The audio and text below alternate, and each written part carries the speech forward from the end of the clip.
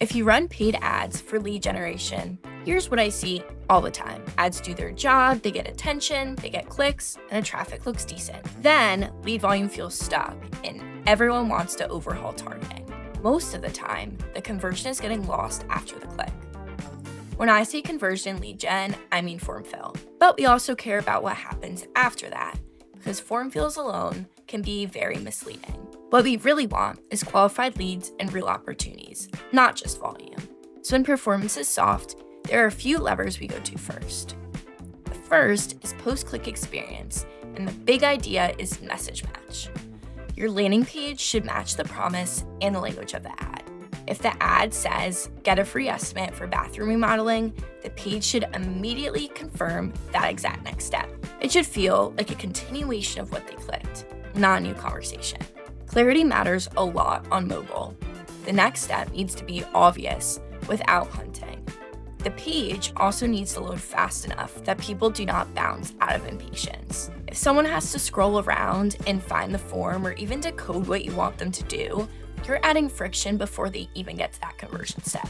The second lever is creative, because creative can either attract the right intent or bring you the wrong clicks. If the creative is too broad or it focuses on the wrong pain point, you would still get traffic, but the landing page ends up trying to convince people who are never close to submitting a form. Let's use bathroom remodeling again. Sometimes a before and after angle pulls in high intent. Other times, a straightforward, here's the process, and this is what you get angle converts better because it sets expectations. The goal is to find the versions that bring in serious site visitors because that's what makes every step after the click easier. The third lever is the conversion step itself, which is the form. I treat the form the way e-commerce teams treat checkout. It's the moment where interest either becomes action or just disappears. The most common issue is asking for too much too soon. If the offer is early stage, the form should feel lightweight. If the offer is higher value, like an in-home estimate, people will share more as long as it feels reasonable and the benefit is clear. For lead generation accounts, it's really important to make sure that the form fill is optimized for both desktop and mobile. Many times we see that when desktop pages are used for mobile devices, it takes users a long time to fill out the form and it's not user-friendly. I know when I'm filling out the form on my phone and the desktop version is being used, it takes me twice the amount of time to fill out the form, and it also creates some friction because I have to zoom in to see the different form fields or scroll down multiple page links to actually find the call to action. So when you're building out a landing page or a destination, just make sure it's seamless for users on mobile to complete.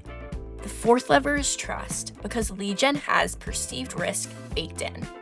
For many home services, someone is letting a team into their home, so they're worried about communication, professionalism, and follow-through. To help, we add social proof that reduces this specific anxiety. That can be reviews, testimonials, short proof points, and clear expectations about what happens after they submit. We like placing that reassurance close to the form and to the main call to action because that's where hesitation shows up. Then we support the decision cycle with retargeting. Most lead gen conversions take more than one touch. So we segment by behavior instead of showing the same message to everyone.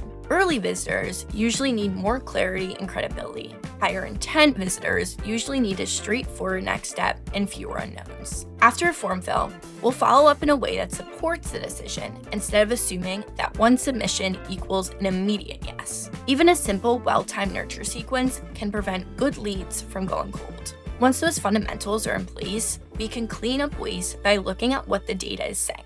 We check which placements and segments are already producing the leads that you want, and we stop funding the parts that look busy but don't turn into real opportunities. Finally, we verify the leak before you change anything. Microsoft Clarity is one of my favorites because it shows what people do after the click. You could see where they stop scrolling or they get stuck and what exact form fills trigger abandonment. We also use tools like Motion to capture creative learnings so we could scale what works and stop guessing. So, if lead gen conversion rate is underperforming, start with message match and mobile clarity. Make sure your creative is attracting the right intent. Reduce form friction. Add trust where people hesitate. Then use behavior data to confirm the bottleneck before you rebuild anything. If you want help finding the leak and tightening this up, reach out. We can look at the ads, the landing page, and the forum and tell you what we would change first.